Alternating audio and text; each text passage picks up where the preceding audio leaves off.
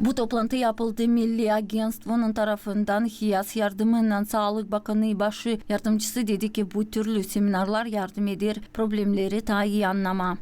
Biz yardım ederiz. Bunun için kanunlarımız var. Onların temelinde çalışırız. Yerli bakıcılık organları primarlar hem onun yardımcıları da kendi borçlarını bilirler. Gagavuzya'da aile için zorlanmış insanlara yardım etmek için çok iyi bir merkezimiz var. Moldova Respublikası'nda da başka kurumlar var. Orada yer olarsa yerleştiririz. Anlamak lazım. Hani aile için zorluk durumu var. Karı ya da uşak bizim için çok önemli. En başta biz uşağın haklarını hem yaşamasını koruyarız. Ama karıları da yalnız bırakmayırız. Ona lazım yardım psikolojik, yuridik hem sosyal tarafından biz her zaman veririz.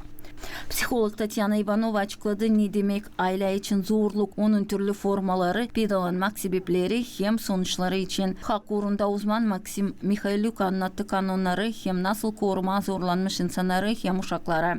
Açan biz iş deriz yerli kuvvetlerden bizim köyümüzde böyle iş yok. Bu değil doğru. Bizim işimiz bugün korumak aile için zorlanmış insanları vaktinde karşılayalım hem bırakmayalım ki bu zorlanmak büyüsün. Bugün her bir köyde olmalı bir ortak grup primar, sosyal yardımcısı, doktor, polis hem başka cümle temsilcileri katılsınlar bu işe. Her birisi kendi tarafından görüp belli etsinler bu olayları vaktinde haber verilsin ki böyle durumlar var. Sosyal işçiler dedik ki en önemli vaktinde gelince belli etmeye zorlatmak olaylarını hesaba alma ilk sebepleri de vaktinde yardım etme insanlara.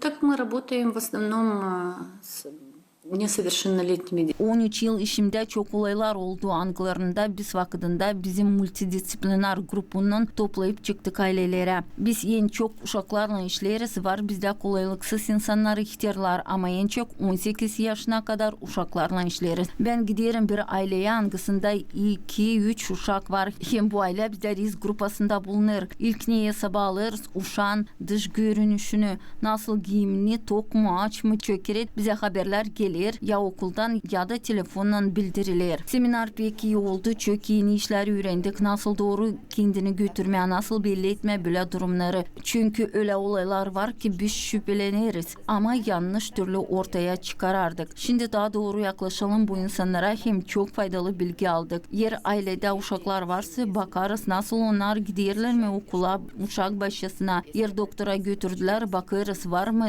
morluklar ya da birkaç kere düğülmüş izleri uşakta. O vakit biz düşünmeye başlarız. Haber veririz sosyal asistentlere, primariyalara, polisiye. Toplanır bir grupta başlarız bu durumu incelemeye.